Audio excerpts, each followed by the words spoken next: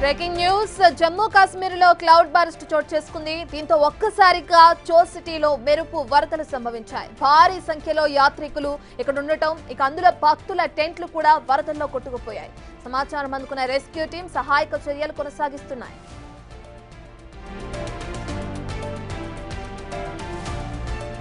వాస్తవానికి మాచేల్ మాత మందిరానికి వెళ్లే యాత్ర బేస్ పాయింట్ ఇదే.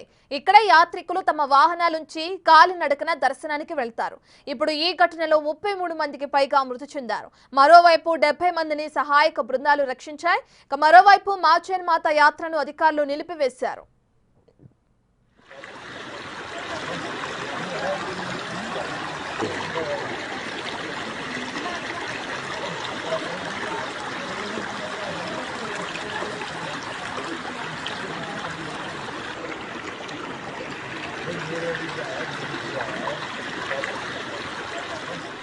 జూలై 25న మాచేల్ మాత యాత్ర ప్రారంభమైంది. సెప్టెంబర్ 5న ముగియనుంది. భారీ వరదల నేపథ్యంలో జమ్మూ కాశ్మీర్ సీఎంకి కేంద్ర మంత్రి అమిత్ షా ఫోన్ చేశారు. సహాయక చర్యల గురించి ఆరా తీశారు.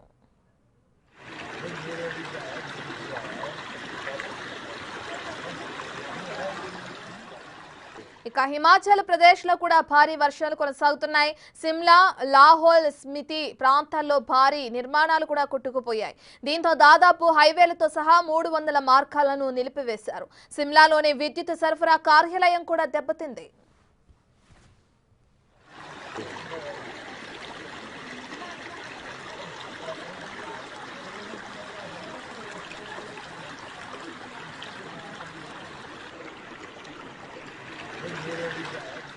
జమ్మూ కాశ్మీర్లోని చో సిటీలో మెరుపు వరదలు సంభవించాయి. దానికి సంబంధించిన విజువల్స్ మనం బిగ్ టీవీ స్క్రీన్ పైన చూస్తున్నాం. ఇందులో భాగంగా 33 మంది మృతి చెందినట్లు అధికారులు వెల్లడించారు. పూర్తి డీటెయిల్స్ అందించడానికి ఢిల్లీ నుంచి మా ప్రతినిధి శివ అందుబాటులో ఉన్నారు. శివ, వరదలకు సంబంధించిన డీటెయిల్స్ ఏ విధంగా ఉన్నాయి? సహాయక చర్యలు ఏ విధంగా కొనసాగుతున్నాయి? రైట్ రత్న, ఉత్తర భారతాన్ని వరదలు ముంచెత్తుతున్నాయి. దానిలో భాగంగా ఇటు ఉత్తరాఖండ్, హిమాచల్ ప్రదేశ్, ఇప్పుడు జమ్మూ కాశ్మీర్లో ఈ క్లౌడ్ బరస్ట్ వల్ల దాదాపు ఇప్పటి వరకు అంటే భారీగా వరదలు సంభవించాయి. యాత్రకు వెళ్ళిన భక్తులు దాదాపు 33 మంది చనిపోయారు. అనేక మంది వరదల్లో కొట్టుకుపోయారనేది కూడా సమాచారం అయితే అందుతుంది. మృతుల సంఖ్య మరింత పెరిగే అవకాశం ఉంది.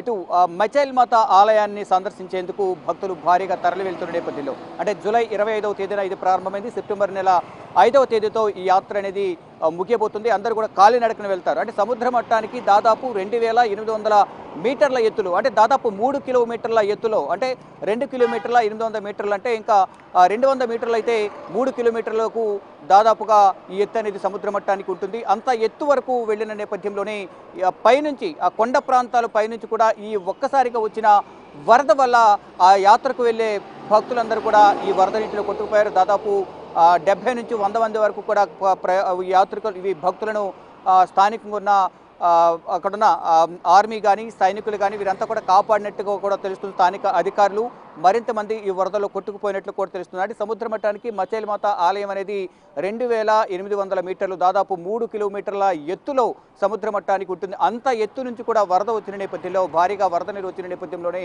వారంతా కొట్టుకుపోయారు.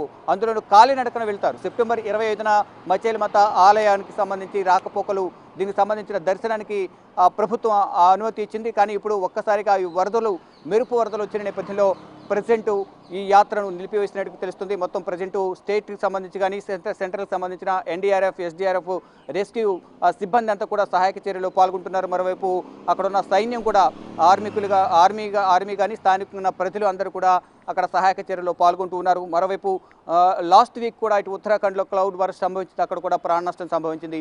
మళ్ళీ ఇప్పుడు హిమాచల్ ప్రదేశ్లో కూడా ఈరోజు ఉదయం క్లౌడ్ బరస్ట్ సంభవించింది. అక్కడ కూడా సమీపంలో ఉన్న వంతెనలు కానీ అక్కడ ఉన్న టెంట్స్ కానీ అక్కడ మొత్తం అంతా శిథిలమయ్యాయి. మొత్తం కూడా కొట్టుకుపోయిన పరిస్థితి కనిపిస్తుంది. స్థానికంగా ఉన్న మార్కెట్ను క్లోజ్ చేశారు. అక్కడ ఉన్న ప్రజలందరినీ కూడా లోతట్టు ప్రాంతాల ప్రజలను సురక్షిత ప్రాంతాలకు తరలించారు.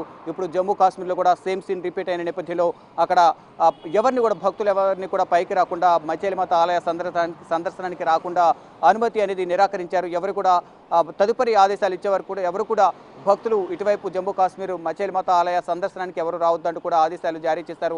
ప్రెజెంట్ అయితే సహాయక చర్యలు కొనసాగుతున్నాయి. అటువైపు ఎవరిని రావద్దంటూ కూడా ఆంక్షలు విధించారు. మరోవైపు ఈ వరదల వల్ల చాలా ప్రాంతాలు రోడ్లన్నీ కూడా జలమయమయ్యాయి, రోడ్లన్నీ కూడా దెబ్బతిన్న పరిస్థితి కనిపిస్తుంది. వాహన రాకపోకలు కూడా తీవ్ర ఇక్కట్లు ఇబ్బందులు అనేది ఏర్పడుతూ ఉన్న పరిస్థితి కనిపిస్తుంది. ఇటు ఒమరబుద్ధులతో ఇటు జమ్మూ కాశ్మీర్ సీఎం ఒమరబుద్ధులతో ఎప్పటికప్పుడు కేంద్ర హోంశాఖ మంత్రి అమిత్ షా కూడా ఫోన్ చేసి వివరాలు అడిగి తెలుసుకుంటున్నారు. మరోవైపు జమ్మూ కాశ్మీర్ గవర్నర్ మనోజ్ సిన్హాతో కూడా వివరాలను అడిగి తెలుసుకుంటున్నారు కేంద్ర ప్రభుత్వ పెద్దలు.